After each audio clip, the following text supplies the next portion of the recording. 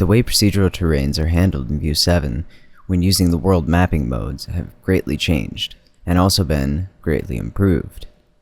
In this scene, I just have a default procedural terrain, and I am going to right mouse click and go to Edit Object.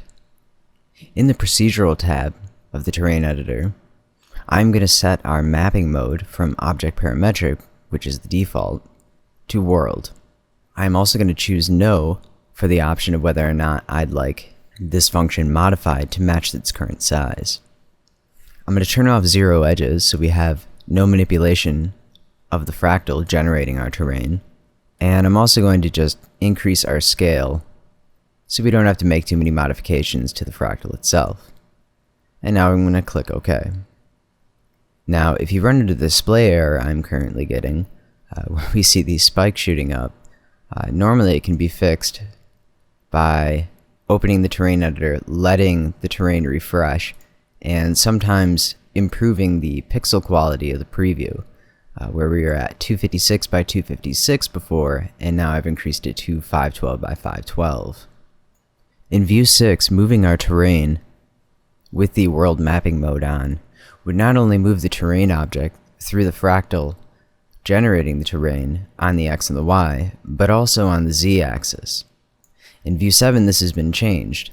By default, with the mapping mode that is set, translating the movement of our terrain procedural object on the Z does not change the shape of our terrain.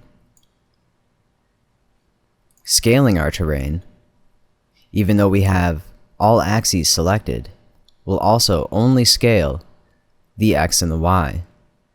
Of course, this is dependent on whichever axis you have set for your up axis, and the default is Z, which is what I currently have as my up axis.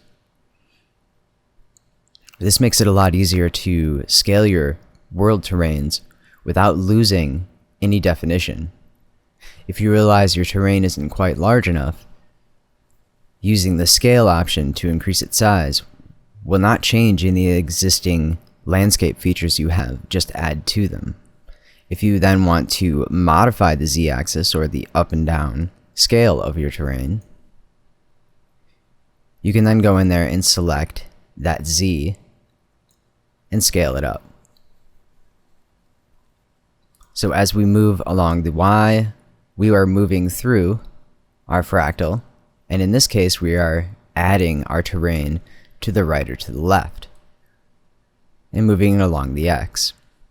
Once we start moving on the Z-axis, there's absolutely no change other than the position of the terrain in the scene.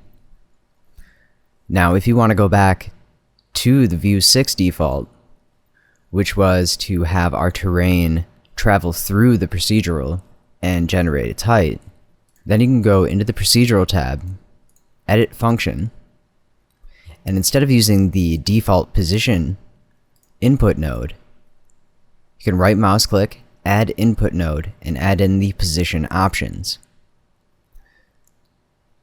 Using the position type world standard and disconnecting the old position to the new one,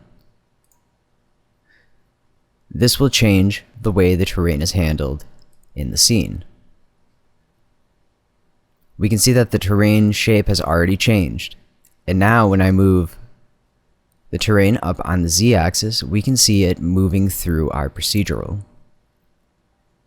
This can cause a lot of problems when you're trying to attach dependencies for materials, and also when you want to resize your terrain, make it a little larger to add space, because then you run into the problem where your terrain is constantly changing. And if you want to just move the terrain up a little higher into the scene, it will also manipulate its shape. So if you want the View 6 default, you can use that Position Options input node. But by default, the new setting is much better. And if we notice with our scale, even though we've added that new input node, scaling our terrain still no longer affects our Z-axis.